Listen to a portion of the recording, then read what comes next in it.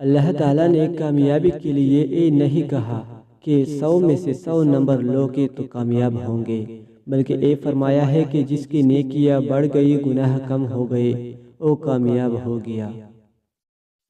کام سے غلطی، غلطی سے تجربہ، تجربے سے عقل، عقل سے خیال، اور خیال سے نئی چیزیں وجود میں آتی ہے۔ تلخ باتیں اگر بول دی جائے تو رشتے مر جاتے ہیں، اور اگر دل میں رکھی جائے تو دل مر جاتا ہے۔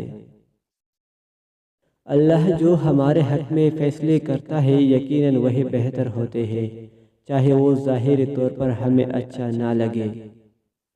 ہر کسی کو خوش رکھنا ممکن نہیں، بس کوشش کرے زندگی میں جتنا ہو سکے کسی کو تکلیف نہ پہنچایا جائے۔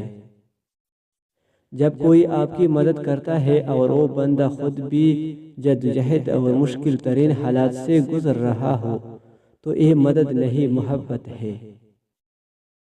وقت آپ کو ہر صورتحال کے ساتھ جینا اور ایڈجسٹ کرنا بخوبی سکھا دیتا ہے، بشرط ایک کہ آپ میں صبر کا لیول تھوڑا زیادہ ہو۔ کوئی بھی انسان آپ کو قیمتی سے قیمتی تحفے دے سکتا ہے، لیکن توجہ، وفاداری، کوشش اور ایمانداری نہیں، کیونکہ یہ بہت انمول ہے۔ محنت خوابوں کی حقیقت میں بدل دیتی ہے۔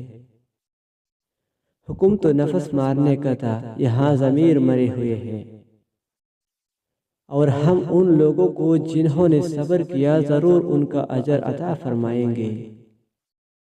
لوگ لباس دیکھنے میں اتنے مصروف ہیں کہ اخلاق دیکھنے کا وقت ہی نہیں۔